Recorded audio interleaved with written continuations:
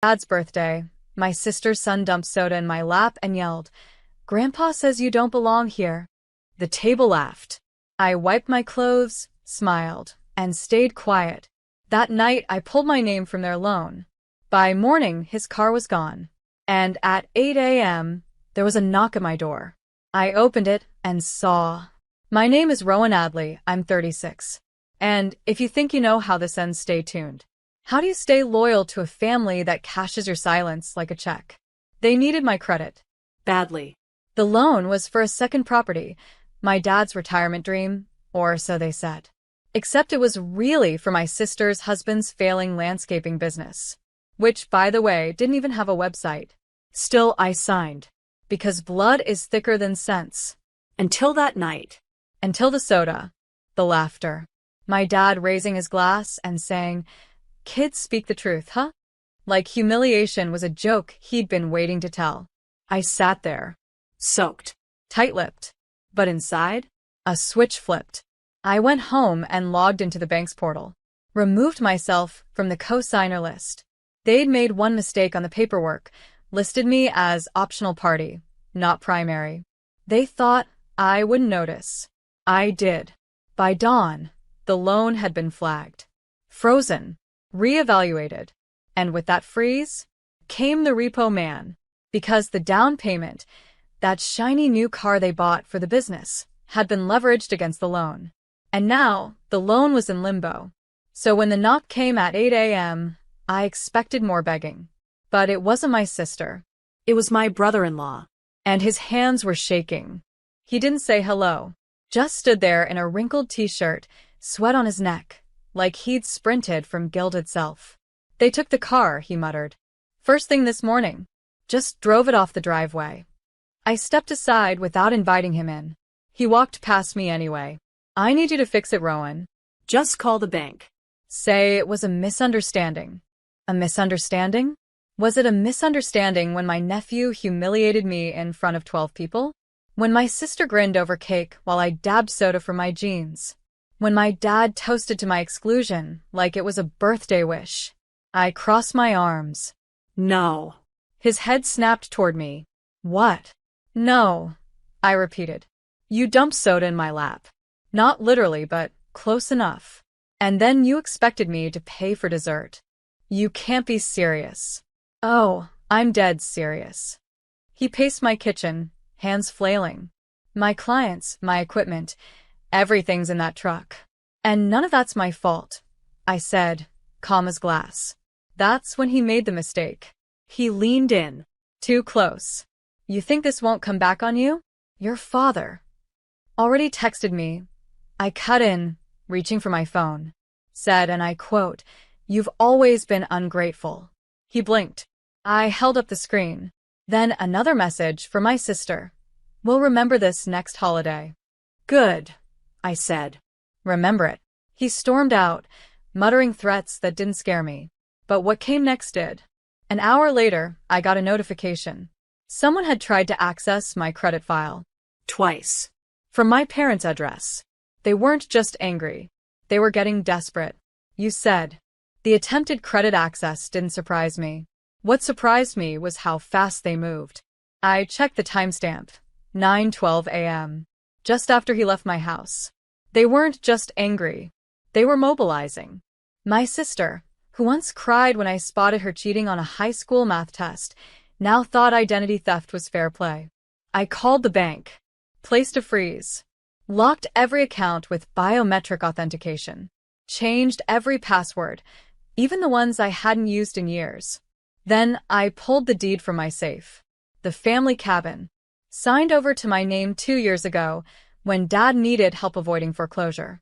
He said, "It's still the family's, I just need your name on it for the mortgage." So I paid it off. $72,000 in silence. I never mentioned it again. Neither did he. Until now. Until the messages started coming in. "That cabin isn't really yours. You know that, right? You think you're better than us now? Don't forget where you came from." I hadn't. I came from a place where love was conditional, where silence was currency, where a little girl learned to smile through insults because that's just how your uncle jokes. No more. I scheduled a title transfer. Not to them, away from them. I put the cabin in a trust. Legal. Sealed. Irrevocable. No family member could touch it now, not even if I died. That afternoon I got a knock. Not at the door. At the window. It was my nephew. The same one who dumped soda in my lap. He stood in the yard, holding a handmade card. Crayon letters spelled out, "Sorry." But I didn't open the door. Because sometimes they send the child to clean the blood off a knife they all held. The card stayed on the porch for hours. Rain came mid-afternoon, curling the corners of his apology. By sunset, it was soggy pulp, a metaphor really. Because guilt means nothing when it's delivered by proxy. That night, I opened my laptop and checked the shared family calendar, something we'd all used for years. Birthdays, holidays, anniversaries. I noticed something strange. My name was gone. From everything. No more, Rowan brings dessert on Thanksgiving. No more, Rowan's half of cabin maintenance due. Even my birthday deleted. Erased, quietly and completely. I refreshed twice. It wasn't a glitch. They'd removed me.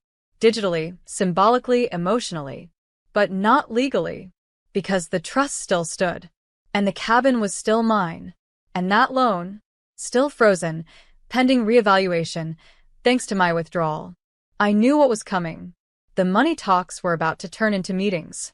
And soon after that, threats. So I beat them to it. I mailed certified letters to every name on the loan. My dad. My sister. Her husband. Each envelope included a notarized statement confirming my voluntary withdrawal, a copy of the trust holding the cabin, a letter from my lawyer stating that any further credit inquiries made in my name would result in legal action. No fluff. No warmth. Just ink and law. And then I did one last thing. I booked a cabin rental in the mountains, not our cabin. A new one. With soft flannel sheets and no ghosts in the walls. I needed distance. Not just miles, but meaning. I told no one where I went. Because when you grow up thinking silence keeps the peace, you forget that sometimes distance is the only true boundary. And I was finally learning how to draw one. The mountains were quiet. Real quiet. The kind where you can hear your own pulse, and nothing demands your attention except the rhythm of trees and wind. I didn't bring much. Just a duffel bag, a few paperbacks, and my phone turned off. For 3 days, I remembered who I was before I became the fixer. Before family dinners turned into business meetings. Before trust was something they borrowed, not built. But peace has a short leash. On day 4, I got an email from the bank. Subject: Urgent Activity Alert. Someone had filed a complaint, claimed my loan withdrawal was fraudulent and retaliatory. They even attached a letter. Not from a lawyer. From my father. On letterhead, he printed himself. Full of emotional manipulation, calling me unstable, claiming the family was concerned for my mental state, and that my impulsive behavior was putting financial plans at risk. I stared at the screen. For a second, it worked. I felt that old guilt creep in. The voice they planted when I was 13 and told to keep the peace, because I was the quiet one. Then I remembered. They laughed when I was soaked in soda. They erased me from the calendar. They tried to steal from me, twice. I called my lawyer.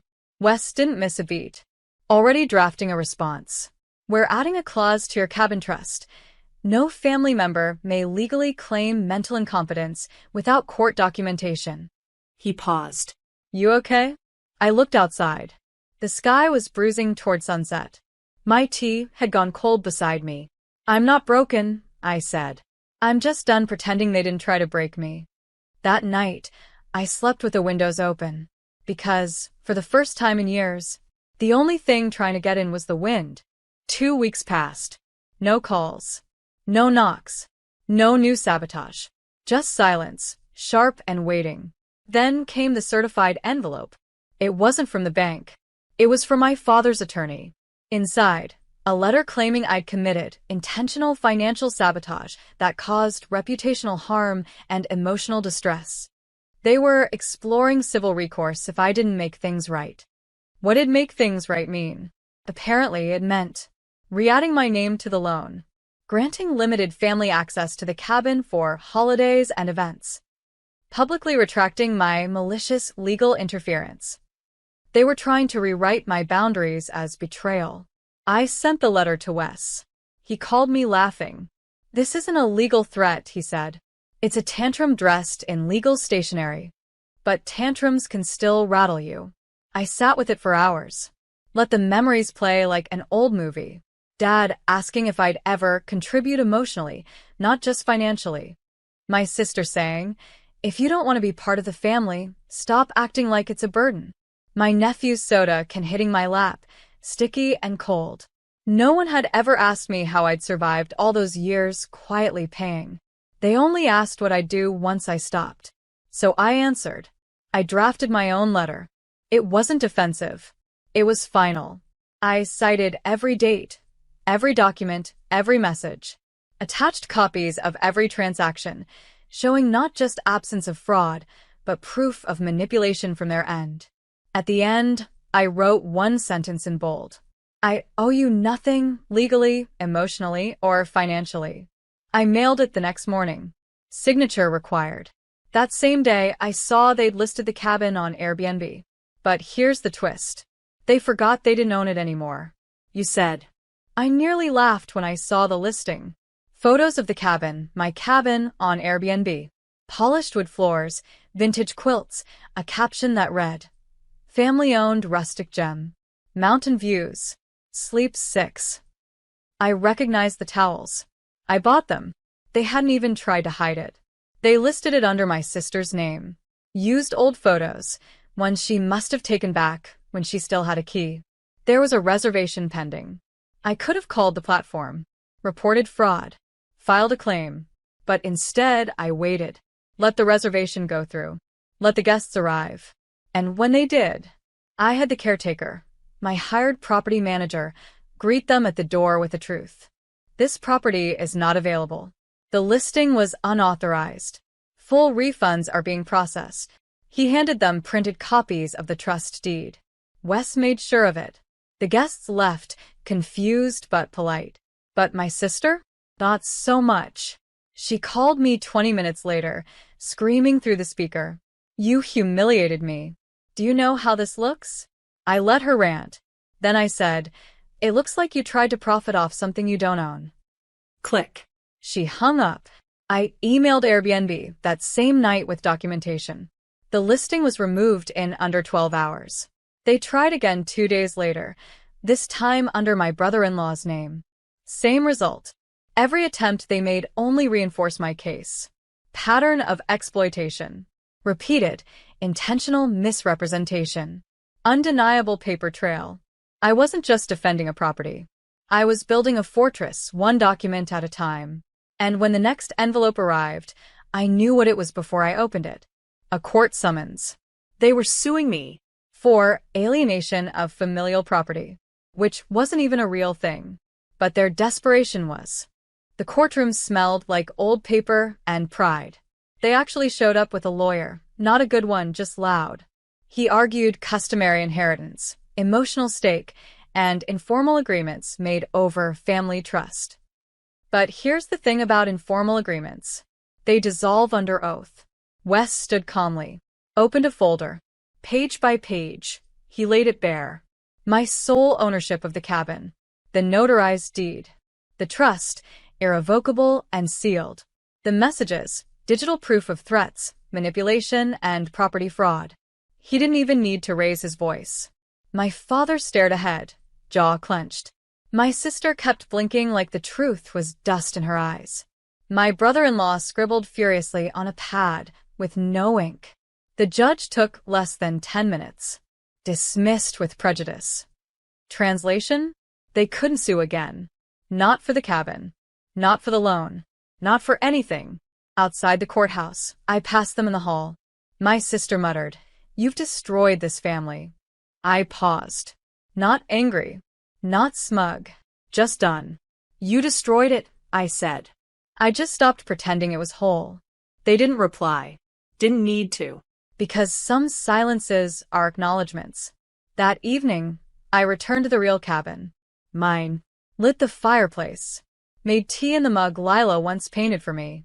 The trees stood tall outside, indifferent to drama. And I, for the first time in years, felt unclaimed. Not abandoned. Not estranged. Unclaimed. No more manipulation, disguised as tradition. No more financial strings tied to fake love. No more erasing myself to earn a seat at a table I built. I opened the window. Let the cold in. Let the truth breathe. And somewhere behind me, the kettle finally whistled.